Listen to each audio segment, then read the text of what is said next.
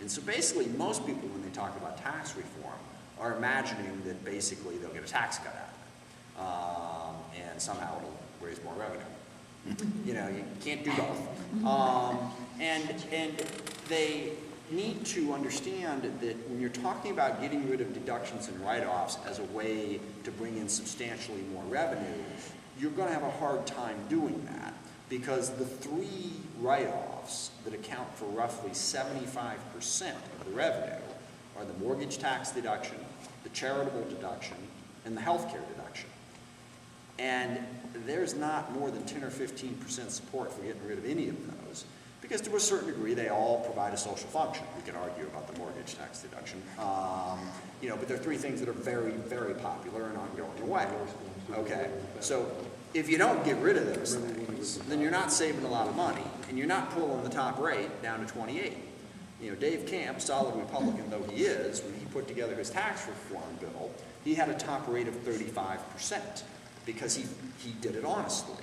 Instead of, you know, sort of fantasy island, well, here's what I want, he did an actual tax reform plan. He said, look, if we make these changes and these deductions, that rate's still going to have to be 30. It's still going to be pretty darn high.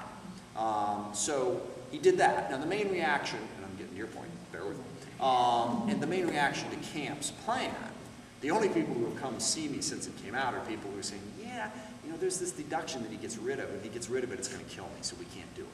Okay?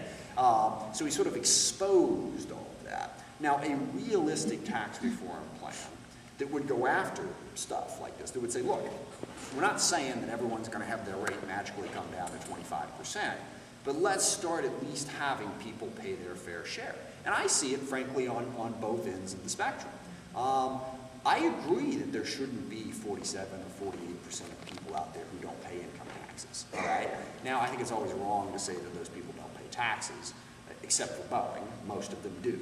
They pay sales taxes, they do other things, and I mean, even Boeing pays some of those taxes.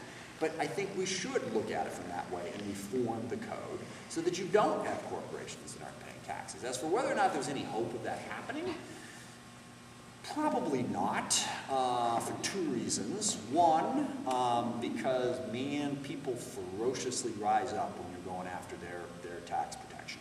And it doesn't matter if it's Boeing or senior citizen or any group out there, they're going to rise up, they'll instantaneously get all of the anti-tax people on their side, almost no matter who they are. And then they'll get a different group, and then it becomes very politically difficult. Second reason is because one of the real buggers of trying to deal with the modern world is that capital is mobile.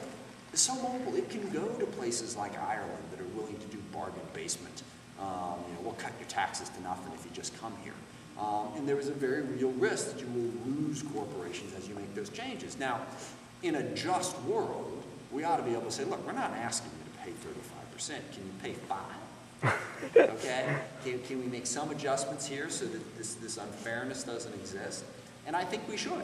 And I'm very much in favor of it. And I hope that what Camp's proposal will do will be the first step towards moving us down realistic tax reform instead of the fantasy island tax reform that's hung out there. It's like people don't want to raise taxes, all right, because it sounds bad. It's unpopular.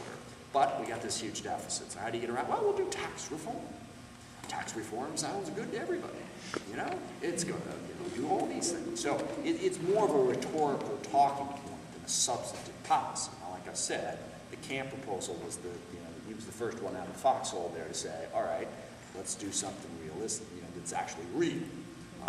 Thus far, people have good reaction to it, but it's a step. It's a start in the right direction because it's truly an unjust tax system for the reasons that you stated. Good chunk of those people who aren't paying taxes are some of the wealthiest people out there. Yes, sir.